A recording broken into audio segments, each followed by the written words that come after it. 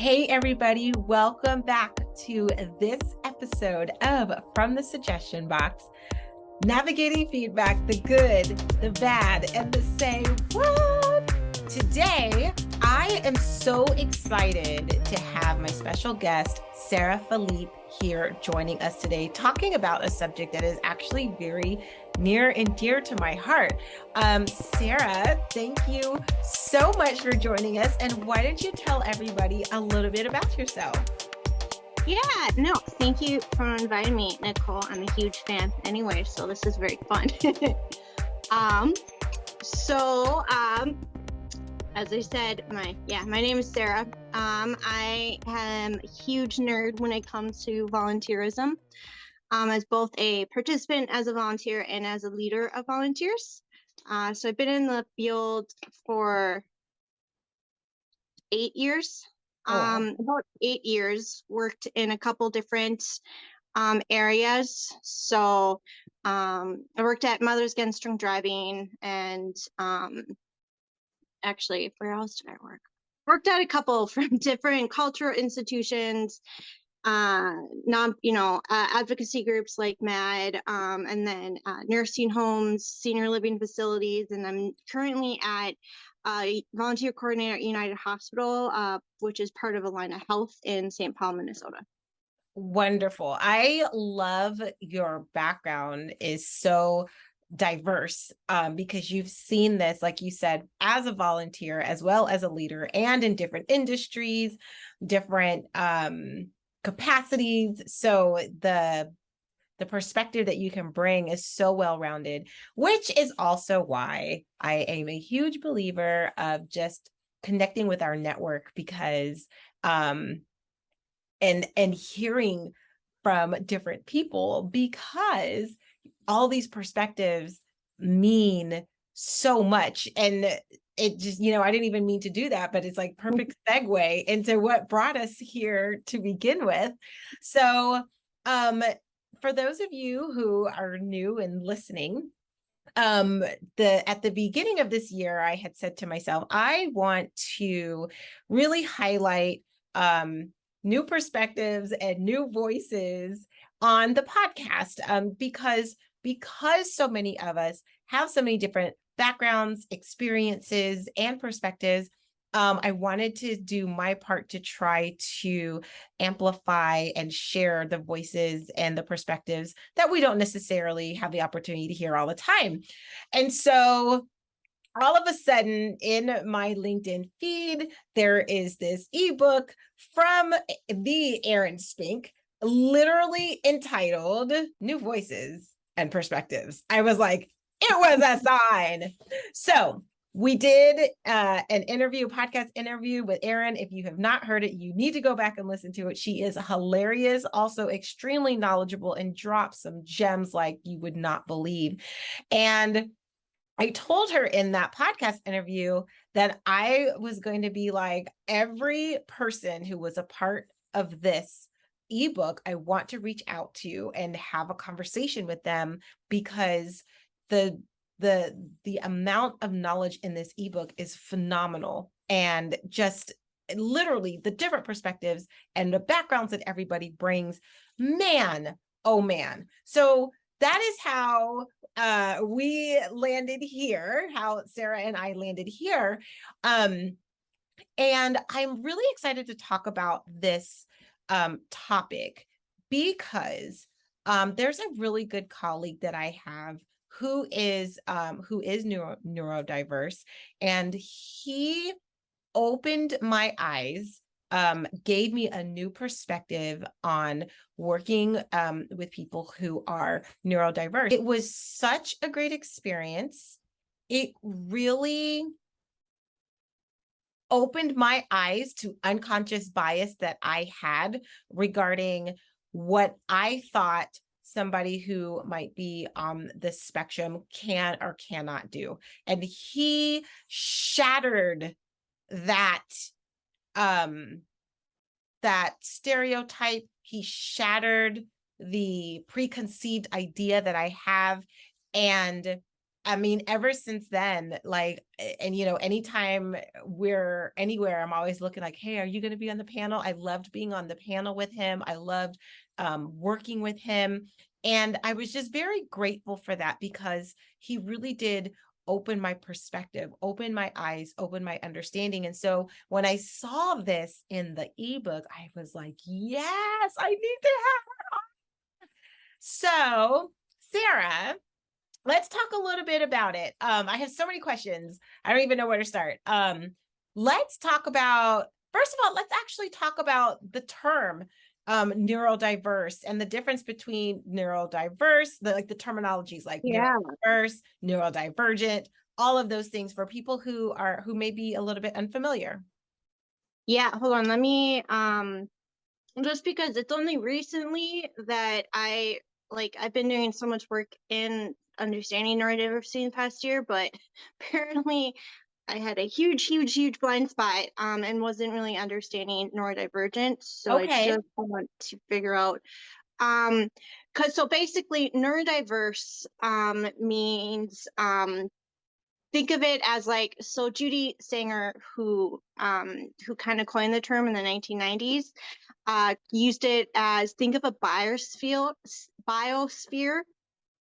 and how the different variety of plants there are needed to like survive. That's what neurodiversity is when you look at human minds, because as we know, no two minds think alike. Everybody functions and processes differently. Sure. And that's neurodiverse. Like, we are all neurodiverse.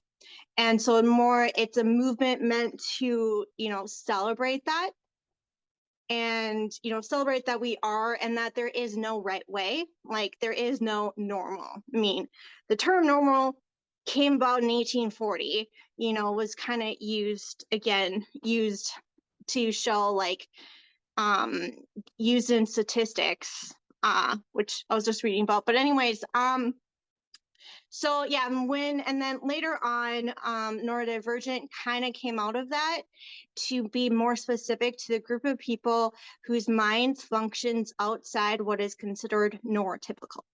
So like, there is a big group of people who their minds function in a very similar pattern.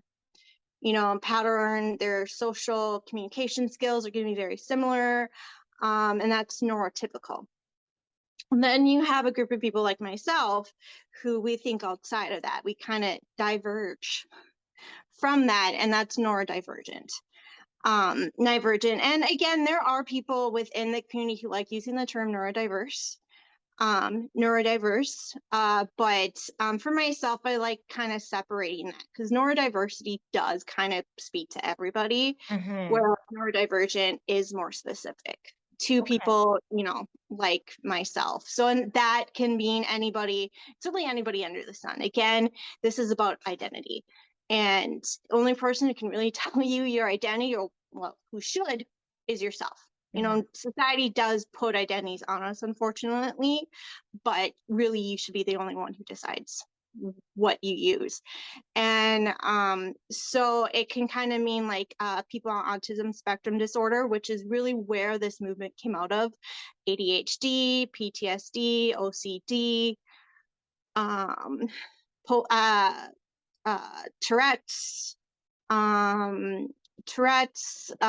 really anybody whose minds kind of really, when you look at outside the norm. So again, it's not a medical diagnosis. So like, if you don't have one of those, doesn't mean you can't be neurodivergent. It's separate from that. And that was kind of the whole point too, was to say that just because our minds, we process and we function differently, doesn't mean there's anything wrong with us. It just is. There is no different. There just is. Okay. So I love the article that you wrote for Erin. So I asked some other people who also wrote, like, how did you come to write the article? Did you see the call for articles and you wrote it? Did Erin say, you need to write this because this is something that somebody needs to talk about? Like, how did you end up writing and participating and being a contributor for this? Yeah. Yeah, so it was actually FISA who Ow! posted on LinkedIn, calling, for people. And FISA commented and said, Sarah, don't you think neurodiversity and volunteerism should be in here? And I'm like, yeah, what? So that was like, I still was mind blowing that she knew who I was. And I understand that. um, I was, because like I had done the presentation maybe 3 times, or maybe 4 times, by that point. But yeah, just to know that. And so she called out and like, oh my God, that's amazing. So I emailed and then submitted, and she said yes. So no, so that's kind of how I got connected to the book. And it's still very, very, it's surreal, because I'm like, Erin Spink, she knows so much about this field. I mean, such a cool person. And so to have her choose my idea and what I think is important in terms of volunteerism trends is, yeah, it's very validating, which is something I very much need. Yes. Yes. And it's just, it's one of like my big like mantras. I tell everybody that everybody has something to share. And especially like in our profession, your perspective matters. Oh, Everybody it has an opportunity to share it in a way that only you can share it. And it can be the one thing that somebody else out there needed to hear. mhm. So share it, because you never know who else needs to hear it. And I completely agree with Erin. Okay. So now in terms of we've defined neurodiverse, neurodivergent. Now, people can be open to, okay, yes, I am open to working with somebody who may be on a spectrum, but how do I even go about doing that? How do I even detect that? Or is it something that I should detect, right? Like, how are people able to be open to working with somebody and not cause unintentional harm? Oh yeah, no, exactly. Because again, this is identity, like you never make someone disclose, never, and also never assume someone. It's when it comes to well, let's put in terms of disability, like never assume someone and never expect them to.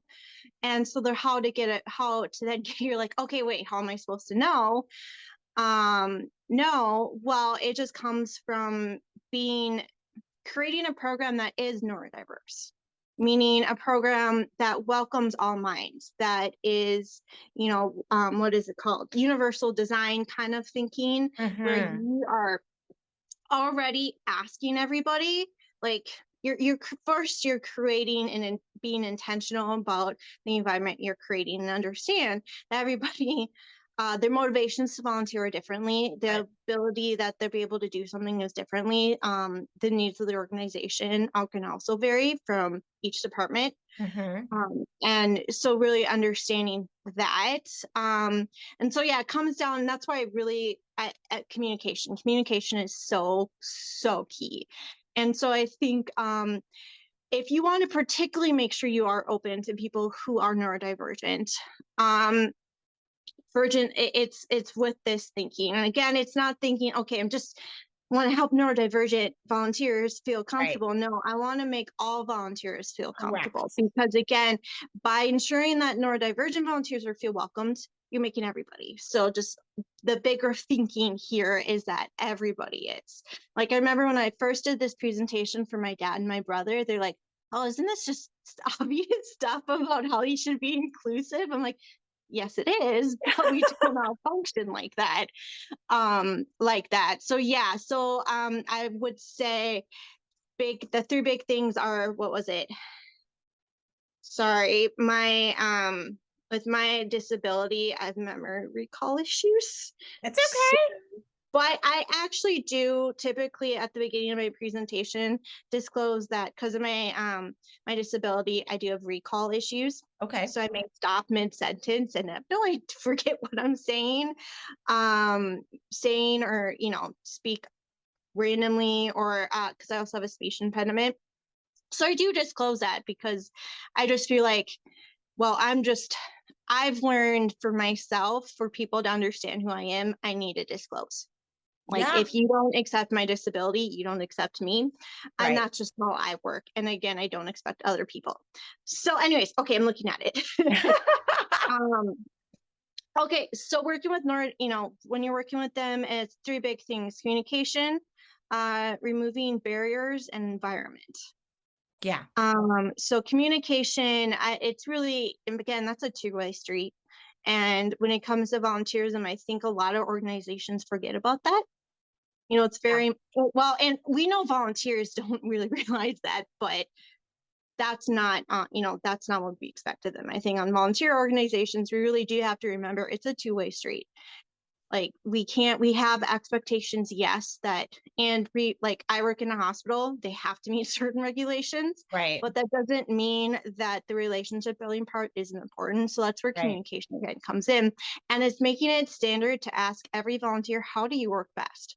It's just Mm. asking every single one. It's asking, what is your motivation? What brings you here? What do you hope to get out of this? So, like, Meridian Swift in the Disruptive Volunteer Manager, Yes. great book, talks about, like, focusing on volunteers, individual development goals. Because a lot Mm. of times when they're volunteering, that's what they're doing. Yeah. Figuring out, like, what is their reason. And again, and asking all these questions, it's helping you understand too. Yes. You learn how to do it. It's being very clear and direct, and setting, again, expectations clear, and allowing them to set theirs. Like, when you don't do that, it just doesn't work out. And also, it's meeting them where they are at. Like, when I've talked to people who are neurodivergent and volunteer, and I mean, I agree with this myself too. It's like, what's the biggest thing that they can do, organizations can do? And one of the biggest ones is meeting them where they are at on that particular day, knowing that Mm. that particular day, that particular moment. That just, again, comes from understanding everybody functions differently. There Mm-hmm. really is no technically one right way. Mm-hmm. I mean, well, in certain fields, there probably is more of a right way, but again, like, I'm a person who believes very much of gray. And gray. Yeah. Yeah, like, And go ahead. I was just gonna say, that's how I function too. So. Well, and I love that you said, if you design your program in such a way that everyone feels welcome, you then don't have to worry about, oh, well, are we worrying about them, or are we accommodating for them? Or, like, if your baseline is inclusivity from the beginning, then you don't have to worry about singling somebody out or accidentally singling somebody out and causing unintentional harm. I love that. So yes, the first one that you talked about was communication. Can the number two you have on there is removing barriers. Do you want to talk a little bit more about that? I think it's important to say the word barriers, just because when you look at what the disability community's understanding of the term disability, it's definitely more from a social construct, from the barriers that we have had to face. Mm-hmm. And so I think it's really important to put that, but at the same time, though, it's looking at the volunteer experience. Mm-hmm. Mm-hmm. Very much all about experience. There's a disability experience, there's a human experience, there's a volunteer experience. And so it's, accessibility. A lot about it is about accessibility. Like, I remember going back to, like, universal design thinking. I was in a lecture a couple of years ago, and the architect was saying, like, when he builds a mall, first thing he has his staff do is go out thinking, like, they're in a wheelchair or something, thinking of what a Mm. common disability is, knowing that you can't account for everything, but a common disability, what it might be, like someone who uses a wheelchair, Right. and what obstacles they might face. So how Right. easily can they get into the bathrooms? How easily can they get into the bathrooms, into the stalls? How easily can they get into the building as a whole, into each store, into, are there enough changing rooms Mm-hmm. in the stores? So really it's going through that experience from a neurodivergent perspective. And so just thinking about what what issues might there be? And this is from the first instance they interact with you. So that's at like an activity fair, a website where they first learn about you. And so like the website, how easily is your website accessible? Mm-hmm. That's a really big thing. That's just for everybody. And knowing, going on your phone and using it, the website and the volunteer application, just because again, who not many people have tablets, I mean computers Yeah, anymore, let alone tablets. Most people true. do learn on have just a cell phone. Yep. Cell phone, and then kind of going through that and then looking at the application, kind of seeing, okay, like this seems obvious to me, but what might not be so easy about it? Really thinking outside the box. And that's where, like, if your organization has an ERG group, Mm-hmm. specifically for people who are disabled, or if you have people even more neurodivergent or something, reaching out to them, as well as HR, and then ChatGBT. Nice. I just took a course through University of South Florida, like all about ChatGPT and its possibilities, and has me thinking all the ways in terms of volunteer program. And I think that's a really important one. It's like putting ask, because that's again what it's built to do. It's asking, and being unbiased is one of the things that it's, I mean, they're still biased in it, but one of the things that they're trying to make it is. So you're going to get a really good judge from that. And it's actually helped me in terms of looking at this stuff too. So, I mean, it's just, there's so many, I can go in and more, but then, it's really understanding the orientation and then ongoing supervision. So looking at those first initial days, it's like, think of hiring, Mm-hmm. how the orientation, onboarding and those first like 60 to 90 days are so important. It's the Mm-hmm. same with volunteer programs too, for long term. Right. Right. Exactly. Yeah. But because not all programs are that long, they could be just one day. That's why orientation and the onboarding is really important to set those expectations. Because even if you just only get them one day, if you ensure that they come no with an understanding of what their experience is going to be like, it's going to make it better. And so like the orientation again is like, does it have to be in person? Can it be on their own? Like my organization, we have videos they watch, self-guided videos. Yep. And the quiz and kind of thinking through that. And then we have like an onboarding shift. And recently I had an experience with volunteer where it has me even thinking that. And again, volunteers aren't always going to tell you what they need until after the fact, when they say, I don't feel comfortable. And it's just learning. So again, just when I'm doing an onboarding shift, I'm constantly asking, not like, are you okay? Are you okay? I'm like, how do you feel about this? I know this is a lot going on. Are you comfortable doing this? Just really having it's the conversation style that's really important. And then just wanting to know how a lot of people who are neurodivergent, like I heard one person explain it, it's like everybody has a how-to manual except me to social, like to social communication, but like talking with people and stuff. Mm-hmm. And with neurodivergent people, yeah, like especially with like say executive dysfunction, we're going to constantly be rethinking about a tiny thing we did, which could mean nothing, but to us it means everything. Yeah. So that's where, in terms of asking them, how do you know you've done a good job? Mm. And then in the position description, also being able to put, this is what we expect for you to be a good volunteer, effective volunteer in this position. I think that's really important. And then making sure that they understand too. It's kind of like being in healthcare field. The ask and repeating is really important to ensure that, when doctors call for like medication or something being distributed, it's being done correctly. Yeah. So it's asking to understand. Oh, I like that. I like that. Because, a lot of times you always hear listen to understand, but you don't ever hear asking to understand. Ooh, I like that. That is what I actually just, because I say listen to understand, but I like asking to understand because that does more clarify. Because again, you're not understanding it. Yeah. So no, it's just talking.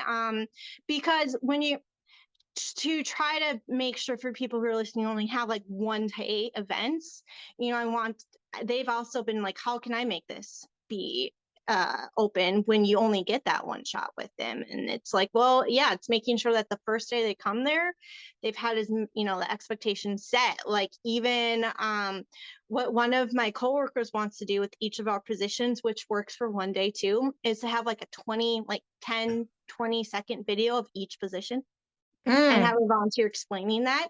So like really setting the stage, walking through, like I think especially with say an event, having like the event day, that experience.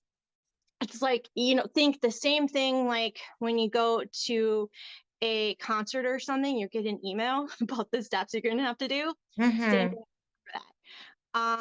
So that's like removing barriers. It's big. It goes through a lot of different things because then, I think it should also supervision. It's asked, how do you want to be told you're doing a good job?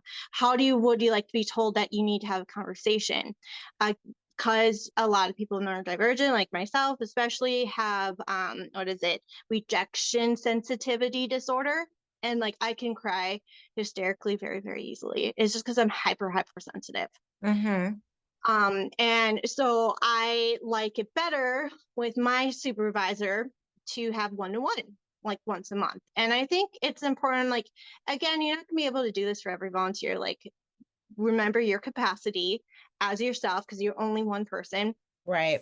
But it's trying to figure out how you can do it, make that work. And so like, does the volunteer want to have a check-in?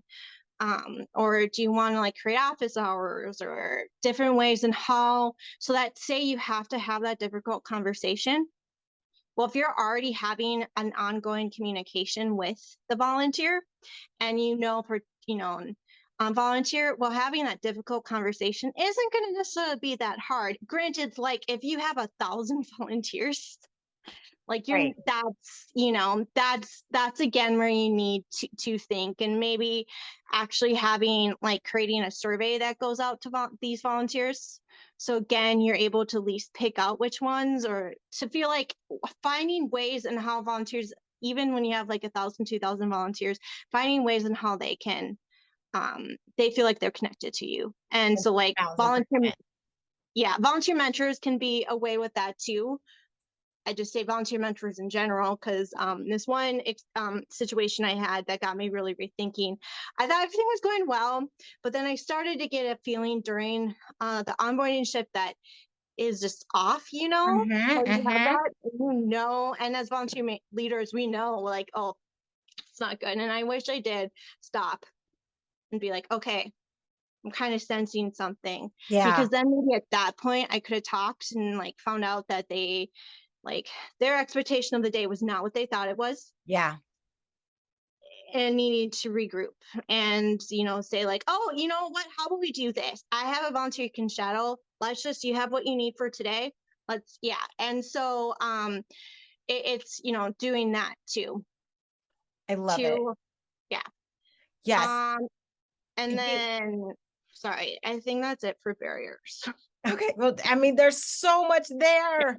That's so great. That's so great. I love so much. I just wanted to kind of like touch on, I love one of the things that we did at my previous organization is we actually had a committee who was put together specifically so that when we are making decisions at the table, we have people who are either have a disability or who have worked with people as a disability. So as we are making policies and like, oh, well, let's do this, or let's try this, or let's put this chair in the middle of the hallway, having people in the room with that perspective can be like, okay, but can we move it 3 inches to the left? Because those 3 inches can make a world of difference. And I remember the first time we had somebody, and it was funny that you were talking about the bathrooms, and it was like things that I had never even thought about.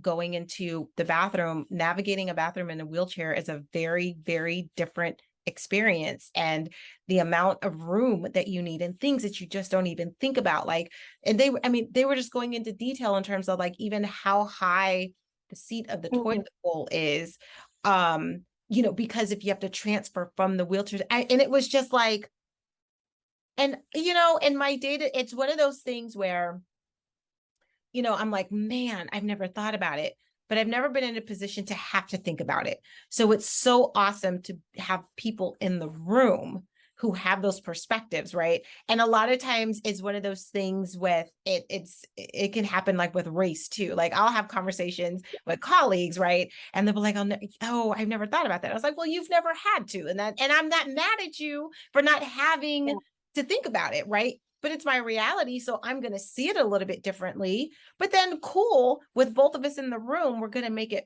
that much greater for everybody, as opposed to just from that one perspective.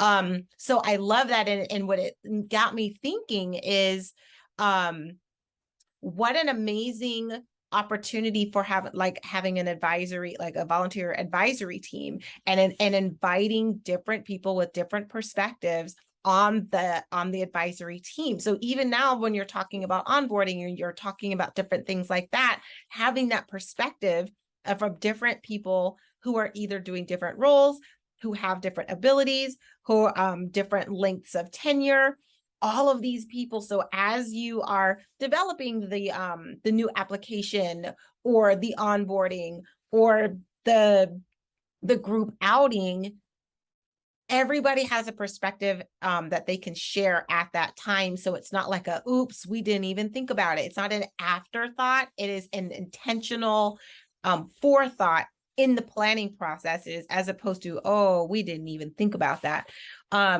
So in terms of removing barriers, I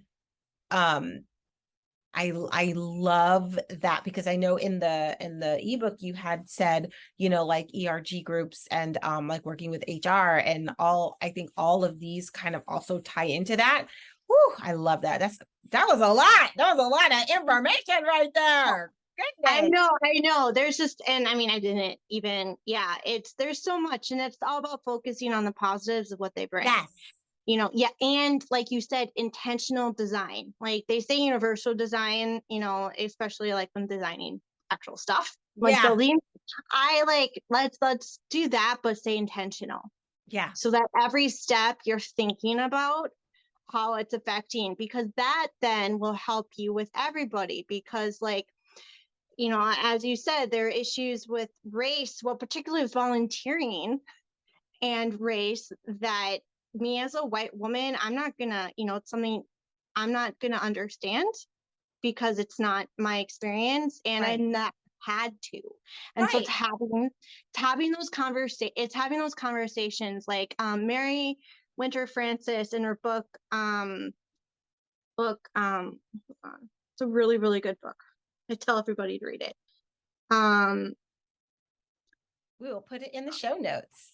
Inclusive Conversations. Mm-hmm. And she talks about brave spaces. Okay. So not safe spaces necessarily, but safe, open spaces, but also understanding that there's a lot of work that needs to be done before you get to that, because be able to get to that. But say you're having, well, this helps with like difficult conversations, actually, like especially with volunteers, because those are really hard. I think almost harder than with employees, because volunteers are not getting paid. So, the sacrifice that they've made in time. And I think being able to come and have that conversation in a safe space, so thinking of psychological safety, but also knowing that both of you are going to have to get a little uncomfortable, and knowing how comfortable you are with that. Yes. And putting something in place to say, okay, if we get to a place where we can't, this is not going further, what should we say to stop and come back? Yeah. But having that phrase of get comfortable being uncomfortable. Yes, or no growth in the safety zone. That's another one. Ooh, I like that one. I mean, I was thinking like more just growing pains, but I like that. No growth in the safety zone. Yeah. Yeah, I think that's, yeah. So again, it's conversations, and then when it helps to like, and then this comes into the other area, that environment. Environment, because you have to have environment that, especially when you're looking at volunteers who are neurodivergent, that's going to be open to them. So like, I think you need to look at your work environment. Like, as Mm-hmm. an employee, how do you feel as an employee? Do you feel psychologically safe? Do you feel like you can show up as your true self? And if not, then you need, then okay, from a volunteer's perspective, and this is again, we're bringing other volunteers can help. How do they feel? Like, kind of, Mm-hmm. what is that culture like? And like, because, well, one, again, it can help you figure out what issues where you didn't realize, but two, also know where you need to start. Because like, say, because this goes into working with like the job process. So like with training, people who are neurodivergent have time blindness. Oh, I'm so bad with that. Working memory issues. So like needing longer times to process. I like to be shown and have something written, because I'm a tactile learner.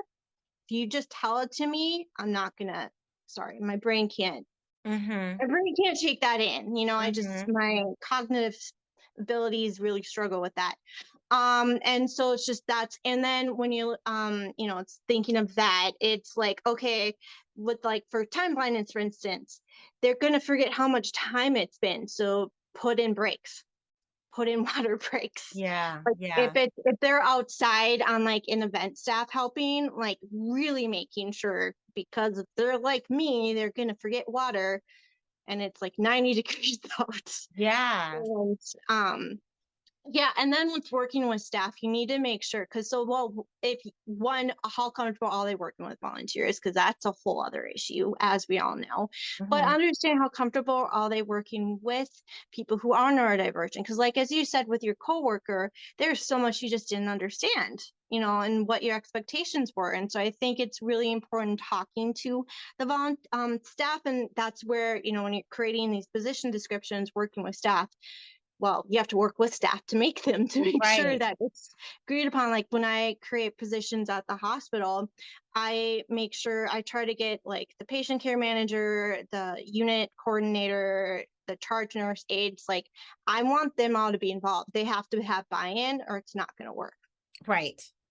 Buy-in for it. And it's the same when you staff, are they comfortable? If they're not, why? Talk about that, because honestly, like, yeah, talk about that and try to get them to where they can be. And so that's why having brave conversations, having actually maybe a couple of them, conversations, again, should never just be a one-time thing. And when you're dealing with, disability and divergence, it's ongoing, because what worked out beginning might change. Right. Right. Um, And it's funny that you say, like just continuing to have the brave conversations and the difficult conversations. One of the things I was just watching the video today, because a podcast that we had talked about with Barry Altland, and I love his phrase. He was like, he tries to change the phrase from difficult conversations to meaningful conversations.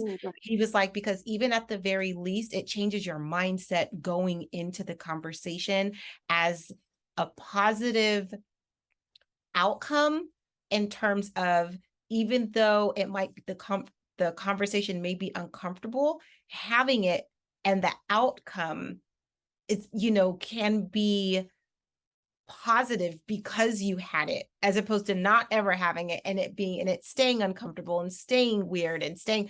So yes, having those brave, meaningful conversations to get to the other end, where it is, it's better, and just it feels better, And dare I even say it feels safer for everybody, I was just gonna because everybody has had the opportunity now to talk about it. And it's not everybody like assuming or guessing what the other person feels. Like, we can get it out, and now we're all on the same page.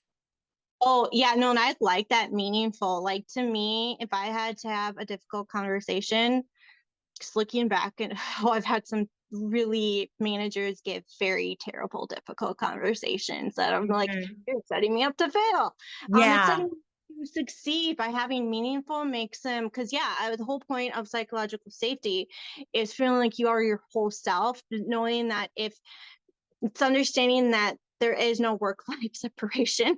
Right. Right. What's going on does affect us, and so knowing that say we mess up, we make a mistake, life is just life and we need help. It's knowing you can say that without fear that you're going to be fired, you're going to be terminated as a volunteer, you're going to be looked at differently. Like, I Right. had a volunteer who, I have a thing that I schedule them, and like, okay, if you no show for 3 times, I take you off the schedule. She thought I meant you're terminated. I'm like, nope, no, no, no, Yeah. no. I'm just not going to put you on the schedule because that's not fair Right. to Right. volunteers who might use it. And it's not helping the staff because we need to know. So that's Right. what I'm like, no. And I don't need to know why you're not there. I just need Right. to, unless you Right. feel like you want to tell me, And that's then also okay. Right. yeah, it's just talking. Like, yeah, and it's the biggest thing I think, and that's the biggest thing I've said, and I say in my presentation, like, there's only one thing to get out of this: it's communication. Yeah. I mean, all the time, all around. Yes, yes, yes. And I love with what you had said something a little bit earlier too, in asking a volunteer, like, how do they know that they do good? And I love, because it's something that the organization that I'm with right now, you hear them say it all the time, like in anything that we write down, in any project, in any whatever, at the very end, we put, what does success look like? So that Yeah. everybody, the expectation is set and everybody knows exactly what to work towards, because success is it can be a very arbitrary word, and success to you and success to me could mean very, very, very different things. But if we're all on the same page of what it is, this is what success looks like, and these things equal the job being done well, it just helps to clear up any muddiness. Oh, yeah, and that kind of goes into position descriptions too, and like the one that you post and then the internal one you have that's more detailed, Right. like really making sure. So like, there's one, working on one at my organization, and I keep fighting them on strong communication skills, because I'm like, what is that? Yeah. What you said success is different too. Like, you need to clarify that. Don't use those terms like self-starter. Like, Mhm. what do you mean by that? Or other of those buzzwords. Like, Right. that's becoming, HR is also trying to get rid of those too in their job descriptions. Cause like, what do you mean by that? So you mentioned the SHRM certificate, employee abilities at work certificate, Yeah, employing abilities yeah. at work certificate. Can you tell us a little bit about, I'm sorry, I didn't mean to cut you off, but it just Oh kind of no. like, there's so much, because you had just finished talking Yeah. about HR, and it was like, oh yes, like, can you tell us a little bit about that and what that is and how maybe people can even go about going after it? Yeah. Yeah, no, there's a lot. And I'm a lifelong learner. So I mean, it's like Yeah. that US University of South Florida Yes. has a ton of free I courses. got Like, I got a certification from there too. So yes. High yeah, five. yeah, Yeah. I went on to do a bunch of it because they have a lot of free great stuff, and it's like, oh Yeah. my god, this is so cool. With the SHRM, I can't remember where I heard about it. Um, but yeah, it's employee abilities at work, and I think in terms of like, how, yes, we're not HR for volunteers, we're so much more than that, but also we're still HR for volunteers. Like, that's it's part of, there's a lot of overlap, and you should Yeah. never think of yourself as that, because that is going, that's not what a volunteer is. There's so much more than that, but it helps. And so that's why this thing, I mean, I every time I see employee volunteer, and it for the most part translates really, really well. But yeah, I really liked it because it goes through step by step how to create an inclusive organization, to creating a hiring initiative, onboarding, Mm. like, and it all goes to, what I really like about it is that it, it's it's all, again, goes to creating an inclusive and welcoming environment. By doing that, and talking about why you should, by doing that, you are bringing innovation, you are bringing new ideas. It's like with volunteers, asking what they want to do, their expectation for coming ideas and why they want to volunteer can open up your eyes. Like, I have a volunteer who, she created her own position and everybody loves it, and I Wow. would never have thought about that. Right. And Right. she says that this just makes, that she loves doing this. Mm-hmm. And so, yeah, and it so just goes by that. And how it also, like with volunteerism, programs, we do have to deal with retention, and it's always a struggle because it's a big issue, but it's also because volunteering is different than employees. Yeah. I get a Yeah. ton of students, so they're just there to get their hours in or something. So, like, it's under, my goal is to make sure it's not so much to keep the volunteer, because Meridian Swift brought up a really good point: sustainability. So sustaining volunteers instead of, like, keeping them there, Yeah. and so helping them grow. But at the same time, I want to know what they're hoping to get out of that, so that when they are ready, they can be okay telling me I'm finished. And I'm like, okay, cool. Yeah. Yeah. I mean, yeah, cool. Like, yeah. So again, you don't want to burn that bridge, because I'm like, hey, do you want to come back? Or, because we know so much of volunteering is word of mouth, they tell their friends, which, Exactly. yeah. So, that's, um, the big part. Sorry, again, well, I lost my train of thought. I'm sorry. It's okay. It's okay. We were on board. I was also processing. So here we are. Sorry, like, I can get so excited, especially when it comes to volunteering. Yeah, I mean, I understand. I get it. I get it. So okay. So the last question that I want to ask then is, if there, because clearly the amount of information that is out there, somebody can get overloaded. They could be like, oh my gosh, it's too much. What would you recommend for somebody who wants to understand a little bit more about uh, volunteers who may be neurodivergent, or just understanding and maybe getting like a 101, a basic, like, what would be a resource? Where's somewhere that somebody can start?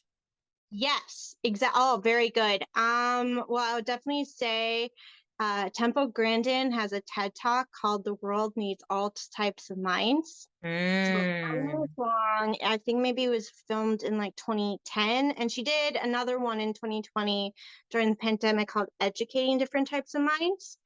But both of those, and that's kind of where a lot of the inspiration, I got for this presentation, on top of just my own experience of having a disability and being neurodivergent. But that gets you in that thinking, like, oh my gosh, like, throwing out what you thought you knew, yeah. unlearning. And then, the two that I did, so Tiffany Jameson is huge person in HR. And on LinkedIn Learning, she has some really good, what's it called? Hiring and supporting neurodiversity in the workplace, understanding Mhm. and supporting ADHD colleagues in the workplace. And I know she's filming one specifically for, employees who are autistic. or Nice. on the autism spectrum. I mean, Nice. that one really did, because it does break it down really well. Because again, like when you get in neurodiversity, neurodivergent, is Yeah. neurodiverse thing, because just understand it does get really confusing, and so yeah, I would say those would be good ones. Trying to think, the Jan network. So that's Jan network. That's again, going back to people with this, employing people, but there's a lot of crossover. The U.S. Right. Department of Labor hiring people with disabilities has a ton of good stuff. I also say the Employer Assistance and Resource Network on Disability Inclusion. I can give a list. Yes. um, And listen, the good thing is a lot of that is in the ebook. So if you have not read the ebook as yet, yeah. we're going to link it in the show notes to make sure that you do just that. Yeah. And I mean, I've mentioned it a couple times, but be careful with ChatGPT, and make sure your organization allows you to use it on your work Yeah. computer, because some have Yeah. that. And also with what you say to it, and also understanding, like, the big thing of that USF course I took was like ChatGPT, it's still still your words. At the end of the day, it's still something you do. So like Yeah. and the way they were really encouraging it was to use it as a starting point. Like I really liked it was to get rid of those, like, especially if somebody has a cognitive stamina issues and relay Mhm. issues, um, helping you do stuff that you don't need to think about. So like, what is neurodiversity? And getting an idea, or where can I find sources, or like, Yeah. or putting in a position description and saying, how do you, asking, yeah. So like, never take it word for word, but I do think it's worth. I do think ChatGPT and other AIs, are, they're here. We know they're here. They're not Yeah. going anywhere, For and using them. for somebody who has never heard of that term, do you want to give like a brief Yeah. like description of what you're referring to? Yes. So ChatGPT, so it's an AI technology. So like, Alexa is AI. Google is AI. A lot of times, like the chatbot, Alexa, stop. She all up in our podcast. um like chatbots, a lot of times there's so many AI that help you do that, to talk like to human. And what makes ChatGPT a little different, is when it's free. It's been around for quite a while, but now it's more open to the public, by a company called OpenAI. um OpenAI, and one of the things that makes this one different is that it's really built to sound like a human, and it also keeps learning from you. So like, you can each have these. So like, I have one that's been going, kind of helping me, try to help explain like the difference between neurodiversity and neurodivergent, Mhm. and taking everything that I've learned and putting it in there and saying, can you make sense of all these facts for me that I Right. have swimming around my head? Yeah. um so yeah, I mean, there is worry about it, just because like it's going, it I don't even know how many subscribers, but in like 3 months, it's crazy, like, on Yeah. how big it is. So that's why I'm like, talk with maybe your organization first, because Yeah. like, I know some have been banning it, but we also know like a lot of programmers are using this. Yeah, Yeah. it's give and take. I think that again, the main thing is to know that it's still something you have to your own work off of. So like, it's not perfect. It's supposed to be unbiased, but people have been figuring out it can be. Right. It can sometimes say facts wrong. So like, it's not going to be anything 2021 and earlier. It's not going to know yet, but it's going to learn. Like, they're working on ChatGPT 5 now. Wow. Yeah. Um, so yeah, and I know Engage. I haven't had a chance to read it, but I know Engage did an article about AI. Okay. I need to look at, and like, the issues. I've also heard like there's programs coming out, kind of AI for volunteer, like, programming, and the worry is they're going to take the job more. Like, no, and that's what like this USF program was talking about, how it's going to make us work more on those soft skills. It's going to allow us to focus more again on that communication, again on innovation, to be more creative. But that is my opinion of it.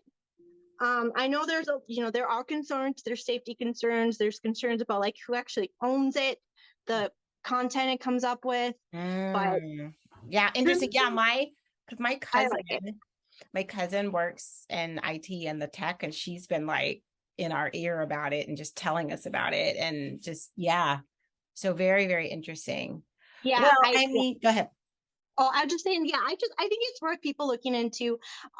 Just start looking around AI, just saying, learning what it is, because it's now coming to the point that the general public is going to start using it a lot more.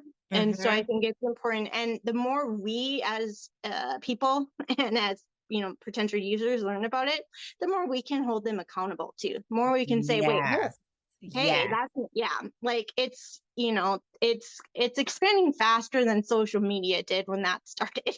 Yeah. And we already are still trying to struggle with that. So yeah. Okay. This has been, I mean, we could talk for like, and I know I say that at the end of every podcast, but I mean, I literally mean it. We could go on. I feel like we barely even touched like the tip of the iceberg, like just like maybe the water surrounding the tip of the iceberg. Cause like, goodness gracious. So if there's one piece of information that you would like to leave for listeners, what would it be? It'd be communication. I guess the biggest thing I get from the CVA, the foundations, is the relationship builder. Yeah, I would have. And actually, when I see people starting on the field, they're good at connecting with people. I'm like, okay, you do okay. You need to learn some other stuff, but but that's my opinion though. Like I know you mentioned, that's not your strong suit, was it? You mentioned, which that's okay too. But I had to work towards it. I'm still working towards it. Like we all have our thing. Yeah, exactly. And so that's why I'm like figuring out. But at the same time, I'm going to say communication, but at the same time, do not push yourself. You know yourself. Self-care, like that's understand your capacity. Like all this stuff is great, but like say you have 5,000, keep adding more hypothetical volunteers. That's really hard. So don't expect yourself to be perfect. Right. And that's what it all goes back to, being able to show up as your true self. And that's how we end. That's like perfect. Yes. Sarah, that is the perfect way to end. Show up as your true self. Thank you so much for being my guest. This was such a wonderful, eye-opening, just conversation. I loved every single minute of it. If you all loved this, make sure you like, share, and subscribe from the suggestion box so you can continue to hear more great stuff like this. And thank you so much for staying with us and listening to this. And Sarah, if anybody wants to reach out to you, how can they connect with you? Yes. Well, LinkedIn is, I think, the best way, just because I like to keep my Instagram private. And I can also give you, my email. I can also, you can put that in the notes. I'm open to that. But yeah, definitely say LinkedIn is the best way to get a hold of me, because I pay more attention to when I get that notification versus an email. Yeah. Oh, yeah. Email. Oh, what's that? Oh, it's so funny. All right. Well, thank you all so much for hanging out with us and taking a listen. And again, be sure to read the ebook, reach out to Sarah, reach out to Erin. Thank you all so much for staying with us and hanging out and listening to another episode of From the Suggestion Box, navigating feedback, the good, the bad, and the say, whoop. See you next time. Bye-bye.